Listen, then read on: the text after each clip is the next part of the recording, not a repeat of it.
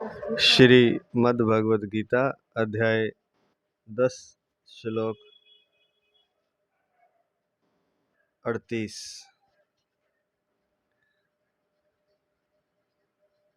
दंडो दमयतामस्मि नीतिरस्मि जिगीषताम्। दंडो दमयतामस्मि नीतिरस्मि जिगीषताम्। मौनं चैवास्मि गुह्यानां ज्ञानं ज्ञानवतामहम्।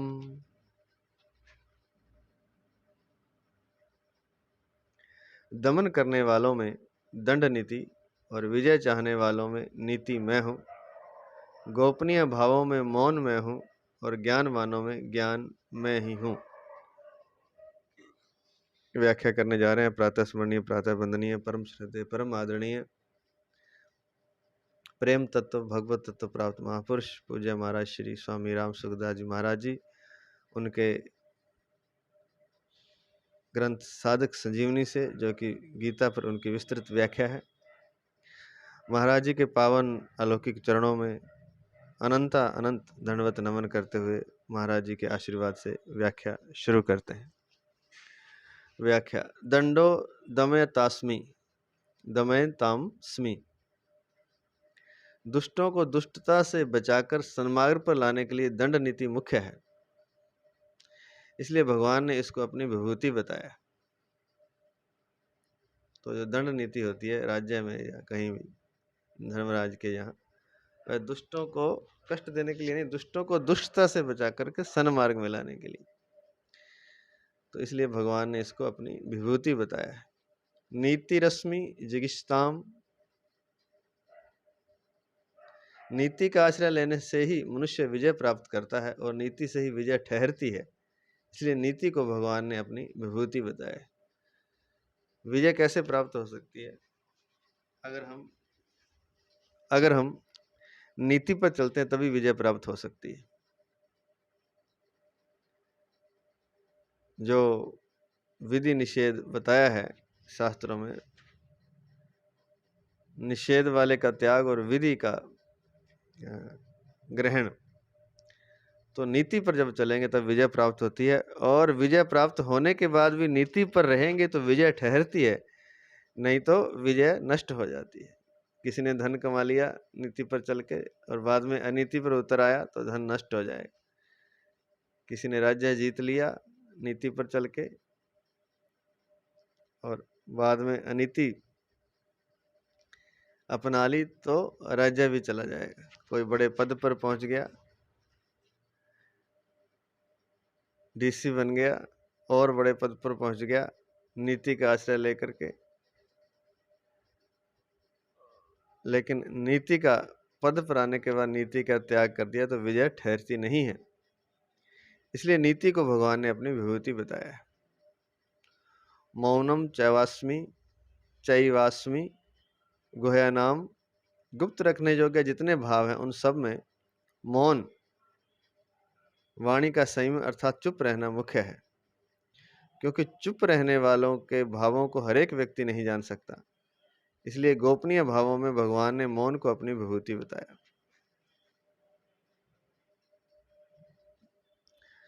ज्ञानम ज्ञानवतामहम्।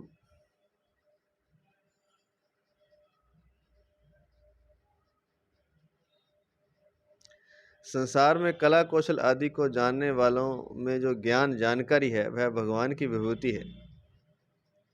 तात्पर्य कि ऐसा ज्ञान अपने में और दूसरों में देखने में आए तो इसे भगवान की ही विभूति माने। जो भी कला कौशल की जानकारी है, कोई चित्रकार है, कोई संगीतकार है, कोई नृत्यकार है, तो वो जो ज्ञान है उसे कला का, चित्रकला का, नृत्य का, संगीत का, तो कला कौशल आदि को जानने वाले में जो ज्ञान है वह भगवान की विभूति है। इसलिए ये ज्ञान अपने में या दूसरों में नजर आए तो इसे भगवान की विभूति माने। यहाँ सामान्य शास्त्र ज्ञान से लेकर तत्व ज्ञान तक सबका सब ज्ञान ज्ञानम ज्ञानवतामहम् के अंतर्गत ले सकते हैं। खाली कला कौशल ही नहीं, सामान्य ज्ञान से लेकर शास्त्र ज्ञान तक, सामान्य शास्त्र ज्ञान से लेकर तत्व ज्ञान तक, सब का सब ज्ञान ज्ञानम ज्ञान बताम हम के अंतर्गत ले सकते हैं। इन सब विभूतियों में जो विलक्षण है वह इनकी व्यक्तिगत नहीं है। इन सब विभूतियों में जो विलक्षणता है वह इनकी व्यक्तिगत नहीं है, प्रत्युत परमात्मा की ही है। इसलिए परमात्मा की तरफ ही दृष्टि जानी चाहिए। अगला श्लोक, श्लोक नंबर 39, 39। यच्चापि सर्वभूतानां बीजं तदहम् अर्जुन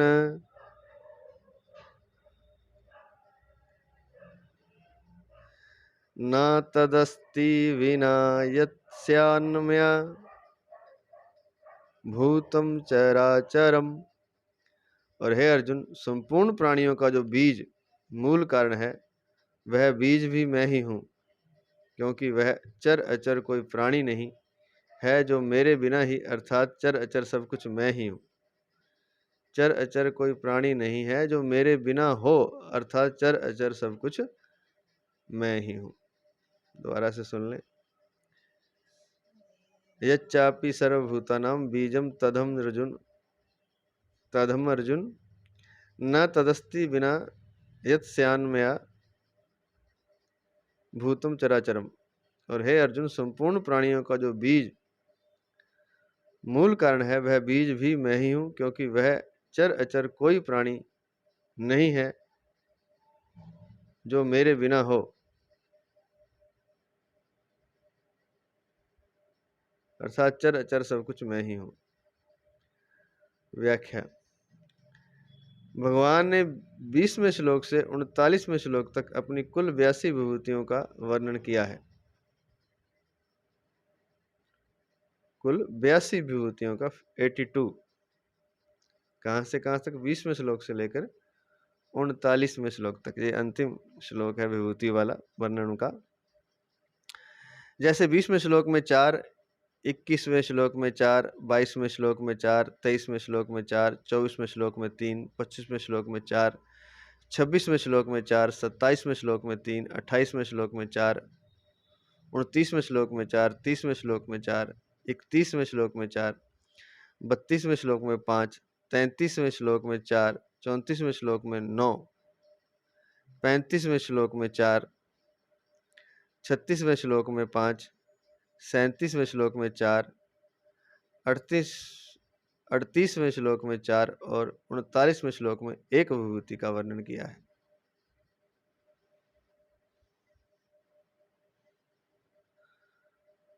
तो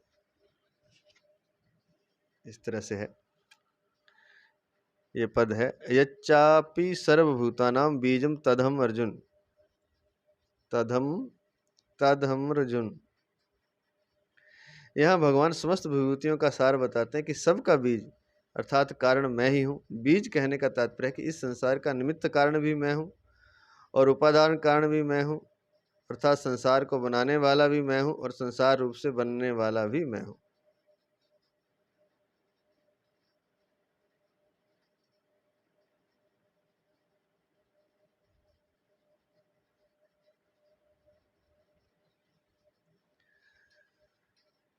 बीज कहने का तात्पर्य है कि इस संसार का निमित्त कारण, जिस कारण से संसार है वो कारण भी मैं हूँ, उपादान कारण भी मैं हूँ, जिससे बन रहा है, जो तत्व यूज हो रहा है वह भी मैं हूँ, अर्थात संसार को बनाने वाला भी मैं हूँ और संसार रूप से बनने वाला भी मैं हूँ।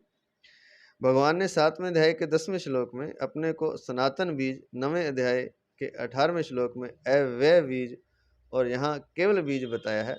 इसका तात्पर्य है कि मैं ज्यों का त्यों रहता हुआ ही संसार रूप से प्रकट हो जाता हूँ और संसार रूप से प्रकट होने पर भी मैं उसमें ज्यों का त्यों व्यापक रहता हूँ।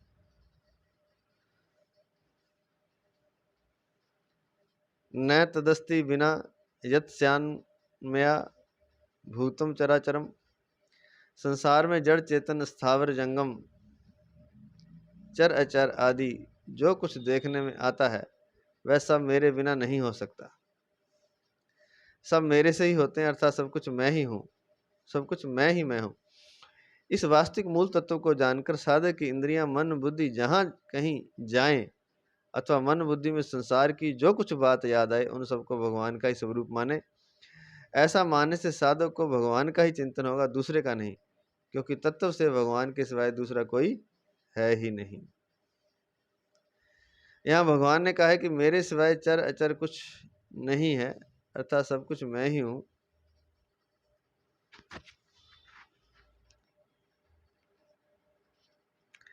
और 18वें अध्याय के 40वें श्लोक में कहा है कि सत्व, रज और तम इन तीनों गुणों के सिवाय कुछ नहीं है, अर्थात सब गुणों का ही कार्य है।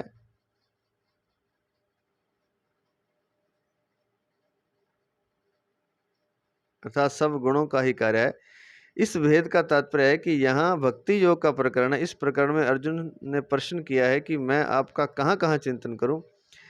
इसलिए उत्तर में भगवान ने कहा कि तेरे मन में जिस जिस का चिंतन होता है वह सब मैं ही हूँ। परंतु वहाँ 18वें अध्याय के 40वें में सांख्य योग का प्रकरण है। सांख्य योग में प्रकृति और पुरुष दोनों के विवेक की तथा प्रकृति से संबंध विच्छेद करने की प्रधानता है। प्रकृति का कार्य होने से मात्र सृष्टि त्रिगुणमयी है। इसको एक लिख के दिया है। इदम गुणमयम विद्धि त्रिविधम माया कृतम, श्रीमद् भागवत 11:28-7। तो परंतु वहाँ 18:40 में सांख्य योग का प्रकरण है। सांख्य योग में प्रकृति और पुरुष दोनों के विवेक की तथा प्रकृति से संबंध विच्छेद करने की प्रधानता है। प्रकृति का कार्य होने से मात्र सृष्टि त्रिगुण में ही है, इसलिए वहाँ तीनों गुणों से रहित कोई नहीं है, ऐसा कहा गया है। तो सांख्य योग में पुरुष और प्रकृति का विवेक की बात है कि जो जानता है कि ये प्रकृति है और ये पुरुष है जो शरीरी है, जो आत्मा है, इसमें विवेक की प्रधानता होती है। तो वहाँ जहाँ विवेक की प्रधानता प्रकृति पुरुष दोनों के में विवेक द्वारा दोनों को अलग अलग करना है, प्रकृति से संबंध विच्छेद करने की प्रधानता है। तो वहाँ मुख्यतः प्रकृति से संबंध विच्छेद करना है। तो प्रकृति का कार्य होने से मात्र सृष्टि त्रिगुण में ही है, और प्रकृति का कार्य होने से जो सृष्टि है, क्योंकि प्रकृति कर रही है तो सृष्टि त्रिगुण में ही है, क्योंकि प्रकृति भी त्रिगुण में ही है, इसलिए वहाँ तीनों गुणों से रहित कोई चीज़ नहीं है, ऐसा कहा गया। तो प्रकृति में तीनों गुणों से चीज कोई रहित कोई चीज़ है ही नहीं, ऐसा कहा है।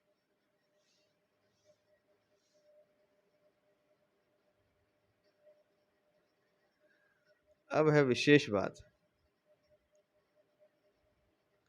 भगवान ने अहम आत्मा गुड़ाकेश 10वें अध्याय का 20वां श्लोक से लेकर बीजम तदहम अर्जुन 10वें अध्याय के 39वें श्लोक तक जो 82 विभूतियां कही हैं,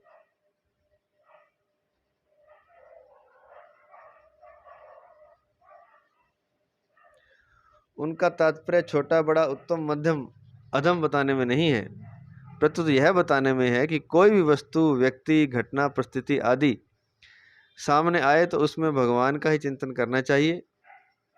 2 लिख के दिया है नीचे, यच किंचिज गत सर्वम, यच किंचिगत सर्वम दृश्यते श्रूयते पीवा अंतर्बहिश्च तत्सर्वं व्याप्य नारायणः स्थितः।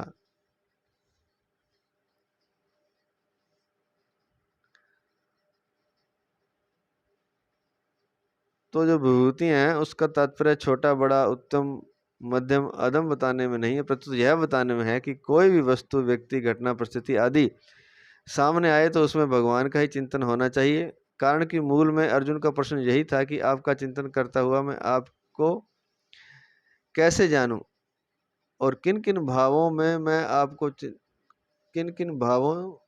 आपका चिंतन करूं। 70वां श्लोक। उस इस श्लोक उस प्रश्न के उत्तर में चिंतन करने के लिए ही भगवान ने अपनी विभूतियों का संक्षिप्त वर्णन किया है। जैसे यहाँ गीता में भगवान ने अर्जुन को अपनी विभूतियां कही हैं, ऐसे ही श्रीमद् भागवत महापुराण में 11वें स्कंद के 16वें अध्याय में भगवान ने उद्धव जी से अपनी विभूतियां कही हैं। गीता में कही हुई कुछ विभूतियां भागवत में नहीं आई हैं और भागवत में कहीं कुछ विभूतियां गीता में नहीं आई हैं। गीता और भागवत में कही गई कुछ विभूतियों में तो समानता है, पर कुछ विभूतियों में दोनों जगह अलग अलग बात आई है। जैसे गीता में भगवान ने पुरोहितों में बृहस्पति को अपनी विभूति बताया है। पुरोदसाम च मुख्यम माम विद्धि पार्थ बृहस्पतिम 10वें अध्याय का 24वां श्लोक। और भागवत में भगवान ने पुरोहितों में वशिष्ठ जी को अपनी विभूति बताया है।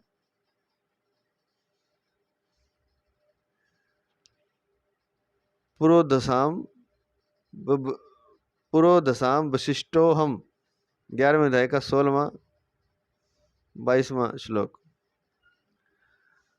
अब शंका यह होती है कि गीता और भागवत की विभूतियों का वक्ता एक होने पर भी दोनों में एक समान बात क्यों नहीं मिलती। इसका समाधान यह है कि वास्तव में विभूतियां कहने में भगवान का तात्पर्य किसी वस्तु, व्यक्ति आदि की महत्ता बताने में नहीं है, प्रत्युत अपना चिंतन करने में है। प्रत्युत अपना चिंतन कराने में है। अतः गीता और भागवत दोनों जगह ही कही हुई विभूतियों में भगवान का चिंतन करना ही मुख्य है।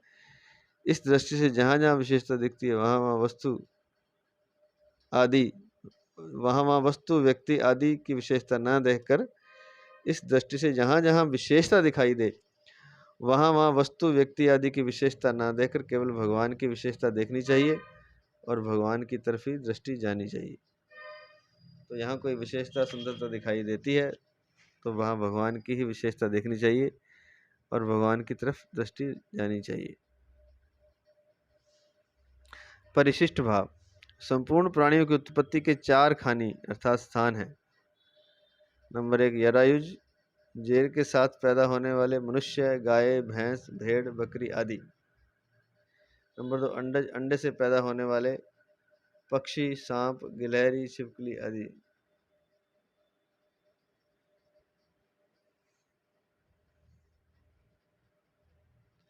नंबर 3 उद्भिज,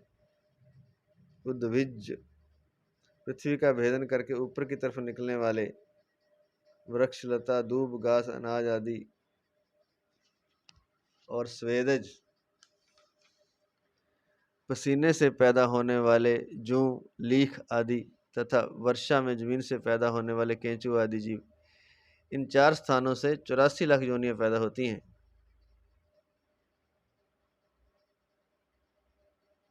इन 4 स्थानों से 84 लाख योनियां पैदा होती हैं। इन योनियों में 2 तरह के जीव होते हैं, स्थावर और जंगम। वृक्ष, लता, दूब, घास आदि एक ही जगह रहने वाले जीव स्थावर हैं और मनुष्य, पशु, पक्षी आदि चलने फिरने वाले जीव संगम हैं।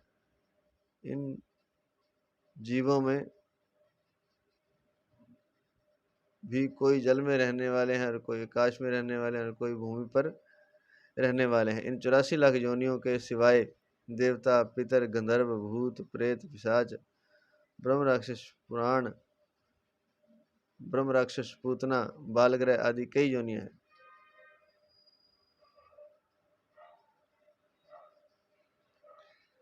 इन संपूर्ण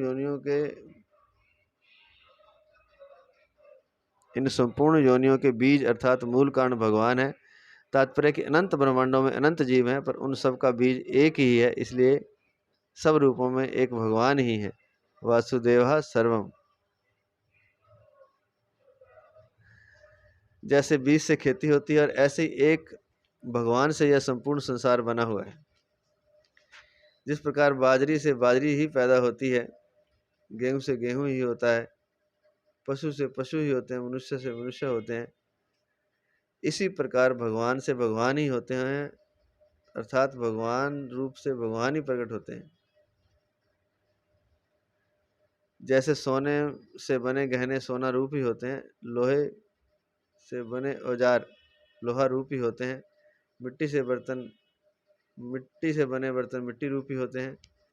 यद्यपि होते हैं मिट्टी से बने बर्तन मिट्टी रूपी होते हैं, रुई से बने वस्त्र रुई रूपी होते हैं। ऐसे ही भगवान से होने वाला संसार भी भगवत रूप ही है। लौकिक बीज से तो एक ही प्रकार की खेती होती है, जैसे गेहूं के बीज से गेहूं ही पैदा होता है। ऐसा नहीं होता कि एक ही बीज में गेहूं भी पैदा हो जाए, बाजरी भी पैदा हो जाए, मोठ भी पैदा हो जाए, मूंग भी पैदा हो जाए। नहीं, सबके बीज अलग अलग हैं, परंतु भगवान रूपी बीज इतना विलक्षण बीज है कि उस एक ही बीज से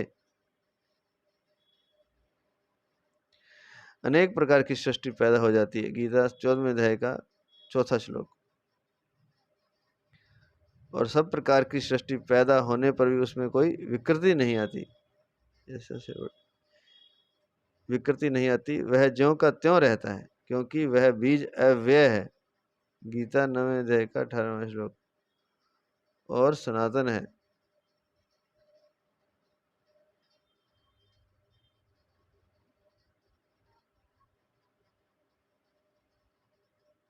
क्योंकि वह बीज अव्यय है।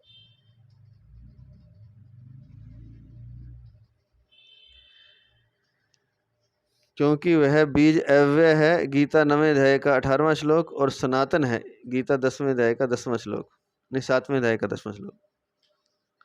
दोबारा से सुन लें। लौकिक बीज से तो एक ही प्रकार की खेती होती है, जैसे गेहूं के बीज से गेहूं ही पैदा होता है।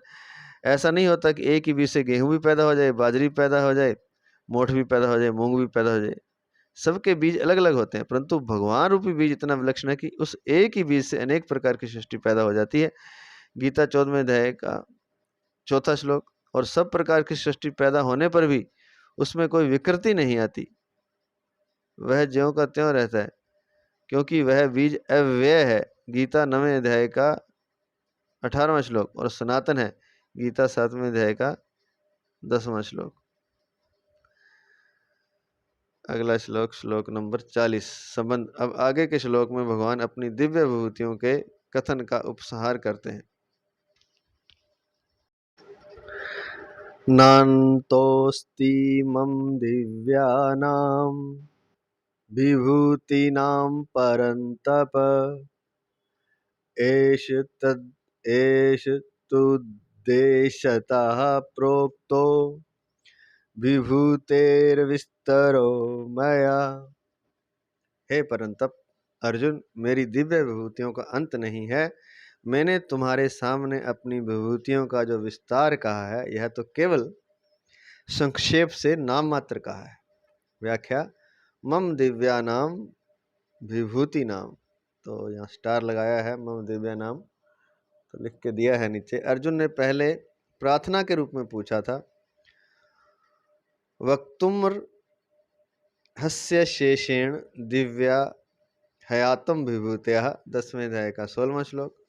भगवान ने विभूतियों का वर्णन आरंभ करते हुए कहा, हंत ते कथिष्यामि दिव्या हयातम विभूतयः, 10वें अध्याय का 19वां श्लोक। और जहाँ उसका उपसंहार करते हुए भगवान कहते हैं,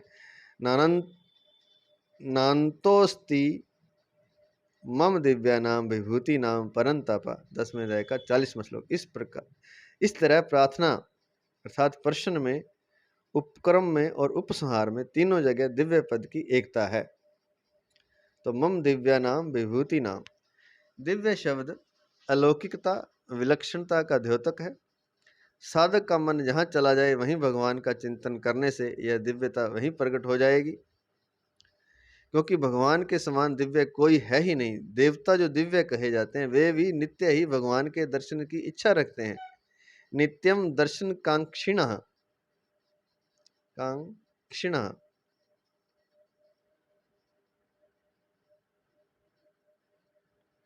गीता 11वें अध्याय का 52वां श्लोक। इससे यही सिद्ध होता है कि दिव्य अति दिव्य तो एक भगवान ही है। इसलिए भगवान की जितनी भी विभूति हैं तत्व से वे सभी दिव्य हैं। परंतु साधक के सामने उन विभूतियों की दिव्यता तभी प्रकट होती है जब उसका उद्देश्य केवल एक भगवत प्राप्ति का ही होता है और भगवत तत्व जानने के लिए राग द्वेष से रहित होकर उन विभूतियों में केवल भगवान का ही चिंतन करता है। तो ये बहुत अच्छी बात लिखी हुई है।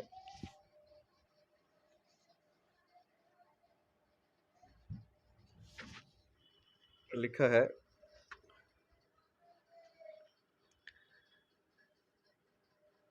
अलौकिकता और विलक्षणता। तो साधक का मन जहाँ जाए वहीं वह भगवान की दिव्यता का, अलौकिकता का, विलक्षणता का अलौकिकता विलक्षणता को देखे तो सही, लेकिन देखे किसकी? भगवान का। वहीं भगवान का चिंतन करने से यह दिव्यता वहीं प्रकट हो जाएगी,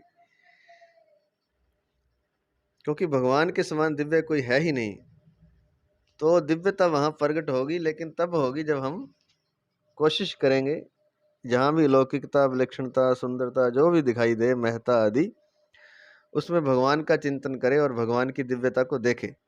क्योंकि अलौकिकता, विलक्षणता, सुंदरता आदि में जो दिव्यता है, जो अलौकिकता है, वह भगवान की है, भगवान की विभूति है वो। तो जितनी भी भगवान की विभूतियां हैं वे सभी दिव्य हैं, परंतु साधक के सामने विभूतियां तभी प्रकट होती हैं जब साधक का लक्ष्य एकमात्र भगवत प्राप्ति का है, नहीं तो वो छुपी रहती हैं। गंगा को देखने से, गंगा मैया को तो भाव से देखेगा तो बात अलग, नहीं तो जल दिखाई देगा खाली। लेकिन अगर दिव्यता को देखेगा तो भगवान की दिव्यता के रूप में गंगा मैया प्रकट हो सकती हैं, ऐसा हमें समझ में आया है। परंतु साधक के सामने उन विभूतियों की दिव्यता तभी प्रकट होती, और वो जो दिव्यता है, वो विभूतियां हैं, वो भगवान का ही रूप है, क्योंकि सब कुछ भगवान ही है। चाहे वो हिमालय है, चाहे गंगा है, चाहे यमुना है, चाहे कुछ भी है संसार में, चाहे वो हाथी है जैसे बताया, ऐरावत, उच्च श्रवा, घोड़ा, जो भी है, तो वह उन विभूतियों की दिव्यता तभी प्रकट होती जब उसका, साधक का उद्देश्य केवल एक भगवत प्राप्ति का होता है। और भगवत तत्व जानने के लिए एक काम करना पड़ता है, पहले वो होता है राग द्वेष से रहित, ना किसी से राग, ना किसी से द्वेष। इसी के बारे में कबीर ने लिखा है, ना काहू से दोस्ती, ना काहू से बैर, यही है राग द्वेष से मुक्त होना।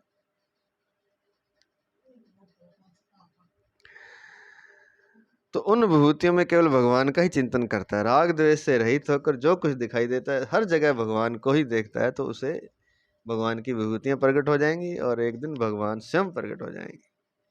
और सूत्र उसका है राग द्वेष से रहित होकर।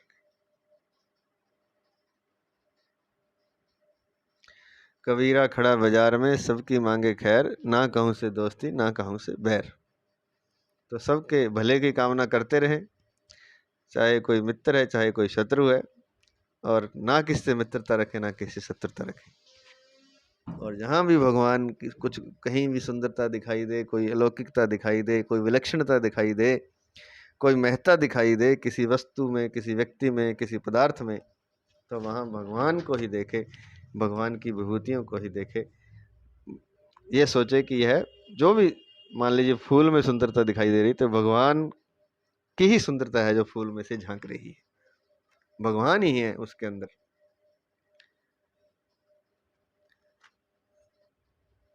अगला पद है, नान्तोस्ति, भगवान की दिव्य विभूतियों का अंत नहीं है, कारण कि भगवान अनंत हैं, तो उनकी विभूतियां, गुण, लीलाएं आदि भी अनंत हैं।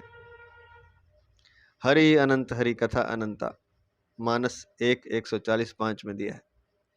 इसलिए भगवान ने विभूतियों के उपक्रम में और उपसंहार में दोनों ही जगह कहा है कि मेरी विभूतियों के विस्तार का अंत नहीं है।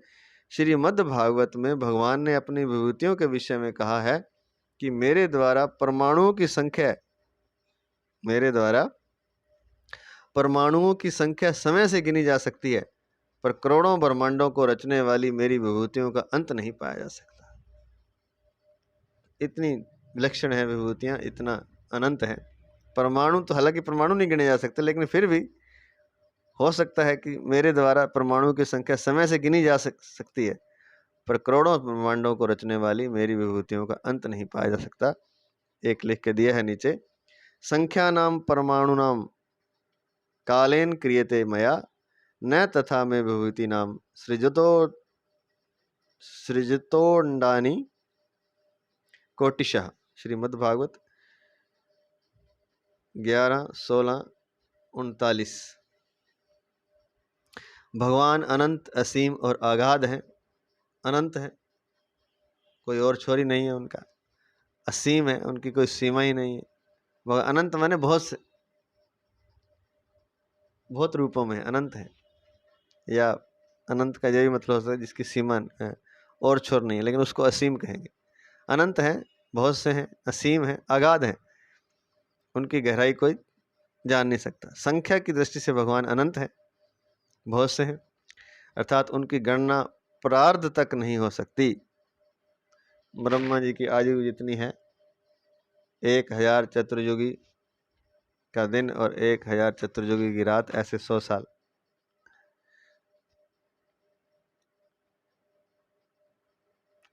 तो उनकी गणना प्रार्ध तक नहीं हो सकती, क्योंकि संख्या की दृष्टि से भगवान अनंत है। सीमा की दृष्टि से भगवान असीम है, सीमा ही नहीं की है कोई। सीमा दो तरह की होती है, कालकृत और देशकृत। अमुक समय पैदा हुआ और अमुक समय तक रहेगा, यह कालकृत सीमा हुई। ऐसी भी सीमा भगवान की नहीं है, सदा से है, बस ना कभी पैदा हुआ और ना कभी समाप्त होगा, बस है।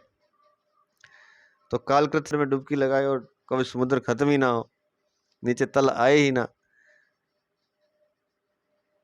तो जैसे जल के नीचे का तल होता है उसे गाद कहते हैं। अगाध का मतलब जिसका तल ही नहीं है, मतलब अथाह गहरा। एष तु देशतः प्रोक्तो विभूतेर विस्तरो मया। 18वें श्लोक में अर्जुन ने कहा है कि आप अपनी दिव्य विभूतियों को विस्तार से कहिए। तो उत्तर में भगवान ने कहा कि मेरी विभूतियों के विस्तार का अंत नहीं है। ऐसा कहकर भी भगवान ने अर्जुन की जिज्ञासा के कारण कृपा पूर्वक अपनी विभूतियों का विस्तार से वर्णन किया, परंतु यह विस्तार केवल लौकिक दृष्टि से ही है। इसलिए भगवान यहाँ कह रहे हैं कि मैंने जो विभूतियों का विस्तार किया है वह विस्तार केवल तेरी दृष्टि से ही है। मेरी दृष्टि से तो यह विस्तार भी वास्तव में बहुत ही संक्षेप से नाम मात्र का है, क्योंकि मेरी विभूतियों का अंत नहीं है। एष तु देशतः प्रोक्तो विभूतेर विस्तरो मया। मैंने तुम्हारे सामने अपनी विभूतियों का जो विस्तार कहा है, यह तो केवल संक्षेप से नाम मात्र कहा है। ब्रैकेट में दिया है, इस अध्याय में बताई गई संपूर्ण विभूतियां सबके काम नहीं आती, परंतु ऐसी अनेक दूसरी विभूतियां भी काम में आती हैं जिनका यहाँ वर्णन नहीं हुआ है। अतः साधक को चाहिए कि जहाँ जहाँ किसी विशेषता को लेकर मन खिंचता, जहाँ मन आकर्षित होता है वहीं भगवान की। बहुत सुंदर चेहरा है, बहुत सुंदर हाव भाव है, तो मन खिंच गया, लेकिन उस विशेषता को भगवान की माने। वो माधुरी का उसमें कुछ नहीं है। माधुरी का जो माधुर्य है वो माधव का है, वो भगवान का ही है, कही हो अथवा ना कही गई। जहाँ कहीं भी मन खिंचता, सीधी सी बात है, जहाँ कहीं मन खिंचता है, मन आकर्षित होता है, वहाँ पर भगवान की विभूति का चिंतन करे। देखे, उस रूप को ना देखे, उस गुण को ना देखे, उस अलौकिक, उसके अंदर भगवान को देखे कि इस रूप, इस विलक्षणता, इस अलौकिकता में, इस सौंदर्य में भगवान ही हैं। कोई भी माधुर्य माधुरी का नहीं है, माधव का है। परिशिष्ट भाव। गीता में भगवान ने कारण रूप से 17 विभूतियां 7वें अध्याय के 8वें से 12वें श्लोक तक, कार्य कारण रूप से 37 विभूतियां 9वें अध्याय के 16वें से 19वें श्लोक तक, भाव रूप से अध्याय का 39वां श्लोक और प्रभाव रूप से 13 विभूतियां 15वें अध्याय के 52वें से 15 अध्याय के 12वें से 15वें श्लोक तक बताई हैं। इन सब का तात्पर्य यही है कि एक भगवान के सिवाय कुछ नहीं है।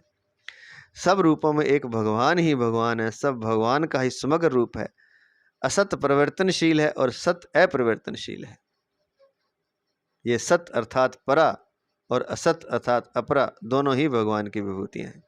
लेकिन असत परिवर्तनशील है और सत परिवर्तनशील नहीं है, अर्थात अपरिवर्तनशील है। लेकिन दोनों ही भगवान की विभूतियां हैं, सत अर्थात परा, असत अर्थात अपरा। सद सच्चा हम अर्जुन, गीता 9वें अध्याय का 19वां श्लोक। तात्पर्य है कि विभूति रूप से साक्षात भगवान ही है, अतः जिसमें हमारा आकर्षण होता है वह वास्तव में भगवान का ही आकर्षण होता है, लेकिन हम जिसके माध्यम से आकर्षण हो रहा है उसमें फंस जाते हैं। होता आकर्षण भगवान का, क्योंकि बिना भगवान के आकर्षण आएगा कहाँ से। अतः जिसमें हमारा आकर्षण होता है वह वास्तव में भगवान का ही आकर्षण है, परंतु भोग बुद्धि भगवान का आकर्षण तो वह संसार में बांधने वाला है, और कामना रहित आकर्षण होता है, और वो उसमें भी भगवान को हम देख लेते हैं तो वह मुक्त करने वाला है, तो वह भगवत प्रेम में परिणित हो जाता है। गीता में भगवान ने ब्रह्म को भी माम अपना स्वरूप कहा है, 8वें अध्याय का 13वां श्लोक। देवताओं को भी माम कहा है, 9वें अध्याय का 23वां श्लोक। इंद्र को भी माम कहा है, 9वें अध्याय का 20वां श्लोक। उत्तम गति को भी माम कहा है, 7वें अध्याय का 18वां श्लोक। क्षेत्रज्ञ अर्थात जीवात्मा को भी माम कहा है, 13वें अध्याय का 2 श्लोक। सबके शरीर में रहने वाले अंतर्यामी को भी माम कहा है, 16वें अध्याय का 18वां श्लोक। संपूर्ण प्राणियों के बीज को भी माम कहा है, 7वें अध्याय का 10वां श्लोक आदि।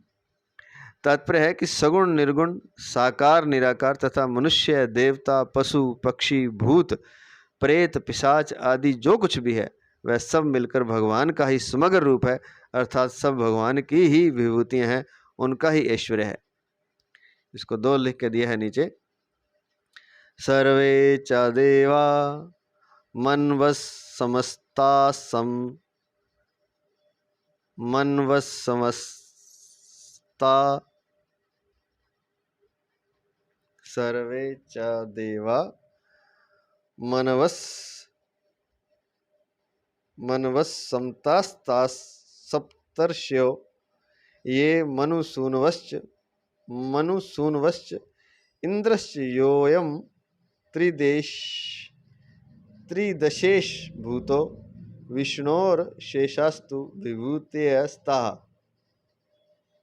विष्णु पुराण 3:1-46 में दिया। तो जो सब कुछ है भगवान का ही समग्र रूप है, सगुण निर्गुण निराकार साकार मनुष्य देवता पशु पक्षी भूत प्रेत पिशाच आदि जो कुछ है भगवान का समग्र रूप है, भगवान की विभूतियां हैं, सब उनका ही ऐश्वर्य है। ये सब की सब विभूतियां अव्यय अविनाशी हैं। यहाँ शंका होती है कि जब संपूर्ण संसार ही भगवत स्वरूप है तो फिर विभूति वर्णन का तात्पर्य क्या है। की विशेषता अंकित रहने से मन स्वतः उसमें जाता है, इसलिए भगवान ने अपनी विभूतियों का वर्णन किया है। मुख्य विभूतियों का वर्णन करते हुए भगवान ने कहा है कि संपूर्ण प्राणियों का एवं सृष्टि मात्र का आदि मध्य तथा अंत मैं ही हूँ। 10वें अध्याय का 20वां और 32वां श्लोक।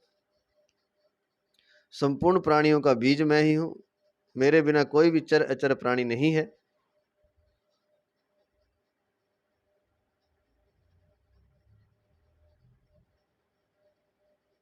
सब प्राणियों का बीज मैं ही हूँ, मेरे बिना कोई भी चर अचर प्राणी नहीं है, इसी अध्याय का 39वां श्लोक। और संपूर्ण जगत मेरे एक अंश में स्थित है, इसी अध्याय का 42वां श्लोक। अभी अगला श्लोक है। फिर भगवान के सिवाय बाकी क्या रहा, कुछ भी बाकी नहीं रहा। अतः सब कुछ फिर भगवान के सिवाय क्या बाकी रहा, कुछ भी बाकी नहीं रहा, सब कुछ भगवान ही हुए। वासुदेवः सर्वम, सार ये है कि वासुदेवा सर्वम, वासुदेवः सर्वम, वासुदेवः सर्वम। गीता 7वें अध्याय का 19वां श्लोक।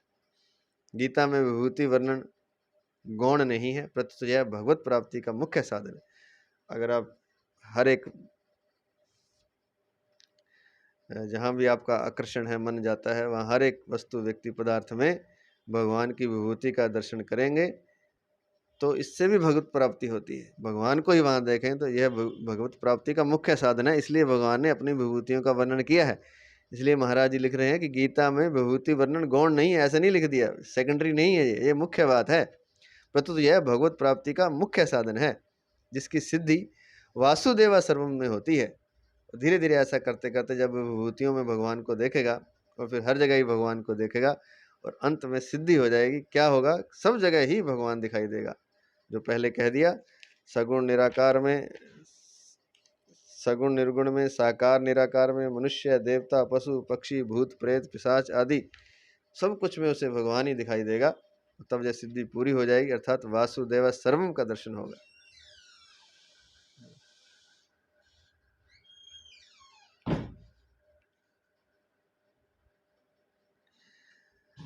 कारण कि संसार में, फिर से सुन लें, गीता में विभूति वर्णन गौण नहीं है, परंतु यह भगवत प्राप्ति का मुख्य साधन है, जिसकी सिद्धि वासुदेव सर्वम में। जड़ता, जो जड़ चीजें, जो भी चीजें वो सारी जड़ तो हैं, चेतनता परमात्मा के कारण है उसमें। तो जो भी रूप हमें दिखाई दे रहा है, वस्तु व्यक्ति पदार्थ जो भी, वो जड़ है सारा। चेतन है तो चेतनता के कारण, अर्थात प्रता का आकर्षण प्रियता ही मनुष्य को बांधने वाली है। कारणम गुण संगोस्य सद सद्यो निजन्मसु, गीता 13वें अध्याय का 21वां श्लोक। अतः विभूति वर्णन का तात्पर्य संसार की सत्ता महत्ता और संबंध ही मनुष्य को बांधने वाला है। क्या बांधता, संसार में ही तो बंधे हुए हैं हम, संसार की सत्ता से, संसार की महत्ता से, संसार के संबंध से ही हम बंधे हुए हैं। तो संसार की सत्ता महत्ता और संबंध ही मनुष्य को बांधने वाला है। इसलिए संसार में जहाँ मनुष्य का ज़्यादा आकर्षण होता है, वहाँ उसकी भोग बुद्धि न होकर भगवत बुद्धि हो जाएगी, तो उसके अंतःकरण में संसार की सत्ता महत्ता और संबंध न होकर भगवान की सत्ता महत्ता और संबंध हो जाएगा। तो मनुष्य का जहाँ ज़्यादा आकर्षण होता है, अगर वहाँ भोग बुद्धि वो त्याग दे और भगवान की विभूति को देखे, भगवान को ही देखे, तो उसकी भगवत बुद्धि हो जाएगी और उसके अंतःकरण में संसार की सत्ता महत्ता और संबंध न होकर के, न रह करके भगवान की सत्ता महत्ता और संबंध हो जाएगा। अर्थात भगवान की सत्ता महत्ता और संबंध ही रहेगा। जब उसकी भगवत बुद्धि हो जाएगी, भोग बुद्धि त्याग देगा, यहाँ भी उसका आकर्षण हो रहा है, तो उसके अंतःकरण में संसार की सत्ता महत्ता और संबंध न रह के भगवान की सत्ता महत्ता और संबंध हो जाएगा। इसको स्टार लिख के दिया है नीचे, लिख दी है 2 लाइनों में कि जब भक्त का संपूर्ण स्त्री पुरुषों में निरंतर मेरा ही भाव हो जाता है, मेरे को ही देखता है, अर्थात स्त्री पुरुष नहीं देख रहा, परमात्मा को ही देख रहा है, उनमें मुझे ही देखता है, तब शीघ्र ही उसके चित्त से ईर्ष्या मिट जाती है, दोष दृष्टि मिट जाती है, तिरस्कार आदि सब दोष अहंकार सहित सर्वथा दूर हो जाते हैं। ईर्ष्या दोष दृष्टि तिरस्कार आदि अहंकार के समेत दूर हो जाते हैं जब हरेक प्राणी में, स्त्री और पुरुष में, जब भगवान ही दिखाई देते हैं।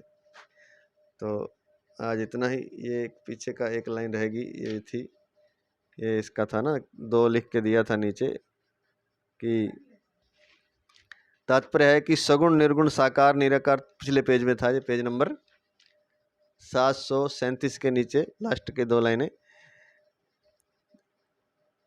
तात्पर्य है कि सगुण निर्गुण साकार निराकार तथा मनुष्य देवता पशु पक्षी भूत प्रेत पिशाच आदि जो कुछ भी है, वह सब मिलकर भगवान का ही समग्र रूप है, अर्थात सब भगवान की ही विभूतियाँ, उनका ही ऐश्वर्य है। इसको 2 लिख के दिया था। सर्वे च देवा मनवस समस्तास सप्तर्षयो ये मनुसूनवश्च इंद्रश्च योयम त्रिदेश भूतो विष्णोर्शेषास्तु विभूत्यस्ताः। विष्णु पुराण 3:1-46 में दिया। तो इसका अर्थ यह था, समस्त देवता, मनु, सप्तऋषि तथा मनु पुत्र और देवताओं के अधिपति इंद्र तथा इनके सिवाय जो कुछ भी है, ये सब की सब भगवान विष्णु की ही विभूति है। तो सीधी सी बात है कि भगवान के सिवाय कुछ है ही नहीं, चाहे वो राक्षस है, चाहे वो यक्ष है, चाहे किन्नर है, जो भी है, पेड़ है, पौधा है, जानवर है, मनुष्य है, स्त्री है, पुरुष है, सुंदर है, असुंदर है, अच्छा है, बुरा, जो भी है, वह सब भगवान ही है। वासुदेव सर्वम। और उसका सार सूत्र बता दिया अंत में जब भक्त का संपूर्ण स्त्री पुरुषों में निरंतर मेरा ही भाव हो जाता है, अर्थात उनमें मुझे ही देखता है, तब शीघ्र ही उसके चित्त से ईर्ष्या, दोष दृष्टि, तिरस्कार आदि दोष अहंकार सहित सर्वथा दूर हो जाते हैं। आज इतना ही। जय जय श्री कृष्ण, जय जय श्री कृष्ण, जय जय श्री कृष्ण।